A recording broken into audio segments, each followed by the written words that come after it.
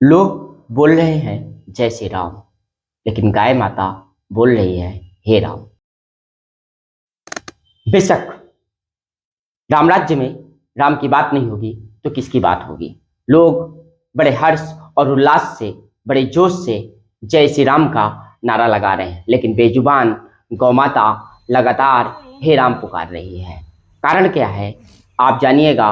और बेलगाम अफसरशाही का एक ऐसा खेल और भ्रष्टाचार का वो जिन्न जो उत्तर प्रदेश में सबके सामने आ चुका है। योगी सरकार जो ताल ठोक करके ये कहती है कि मेरे रहते हुए कहीं कोई भ्रष्टाचार नहीं होगा, लेकिन उत्तर प्रदेश के चित्रकूट जनपद में तमाम ग्राम पंचायतों से करीबन 22 लाख के घोटाले की जो खबर सामने आ रही है वो योगी सरकार की कुर्सी हिला करके रख देगी, क्योंकि इसका बहुत बड़ा असर लोकसभा चुनाव में पड़ने वाला है।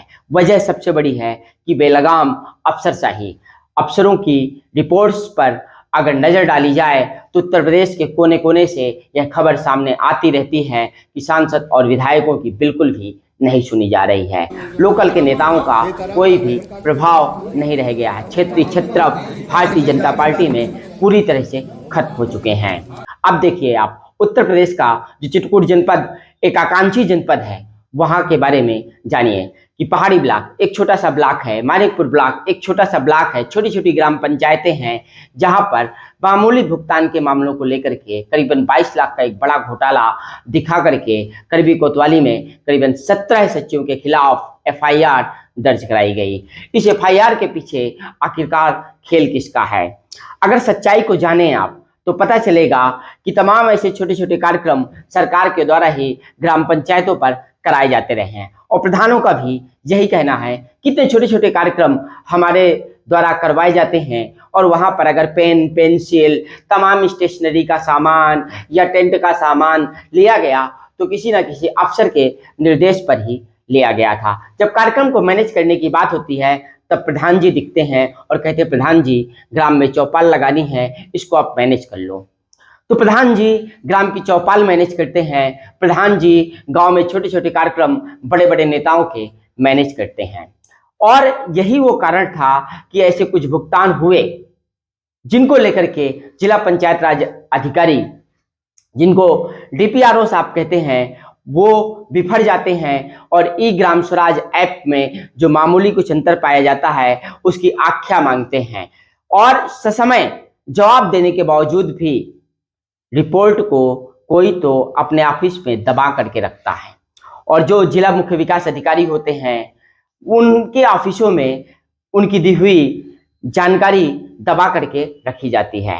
जब फाइल दबा करके रखी जाएगी तो स्वाभाविक सी बात है कि तारीख खत अर्थात सुनवाई खत। वैसे तो आपने सुना है कि कोर्ट में तारीख पे तारीख, तारीख पे तारीख चलती रहती है, लेकिन यहाँ पर ऐसा नहीं हुआ। यहाँ पर एक मौका भी प्रधानों को और ग्राम पंचायत के उन सचिवों को नहीं दिया गया। सीधे एफआईआर दर्ज करा दी गई और उसके बाद जो एक खेल शुरू हुआ उसको आप देखिए तो ग्राम प्रधान एक दिन जिलाधिकारी के चौखट में जाकर के भी गुहार लगाते हैं कि साहब भुगतान सही तरीके से किया गया है, कार्रवाई गलत तरीके से जरूर की गई है। उसके बाद ग्राम प्रधान बाना लोकसभा के सांसद आर.के. सिंह पटेल से भी मिलते हैं, लेकिन अधिकारियों का जवाब पता नहीं क्या होता है कि कुछ समझ में नहीं आता और नतीजा शून्य निकलता है। जो सूत्रों के मुताबिक एक खबर मिल रही है वो ये बहुत बड़ी खबर है कि किसी भी नेता का अफसरों के ऊपर कोई प्रभाव नहीं रह गया है।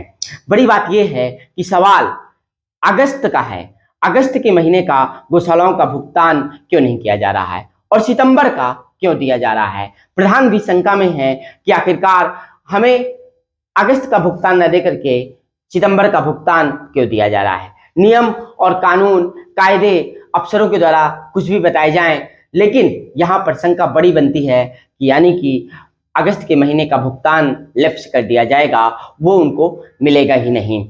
इसी बात को लेकर के सांसद बाना ने भी जानकारी लेनी चाहिए, लेकिन नतीजा शून्य निकला और ये पक्की जानकारी है।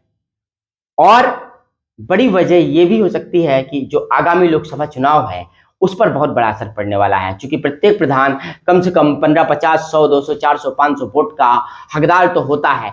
उसके भी हिस्से में जनता आती है, भले योगी और मोदी के राज में, योगी और मोदी के जादू में, जय श्री राम के जादू में जनता वोट जरूर करती होगी, लेकिन स्थानीय स्तर के मुद्दे हमेशा हावी रहे हैं। अगर ना हावी होते तो भारतीय जनता पार्टी के योगी सरकार के ही राज्य मंत्री चंद्रिका प्रसाद उपाध्याय सपा के अन्य प्रधान से चुनाव नहीं हार जाते।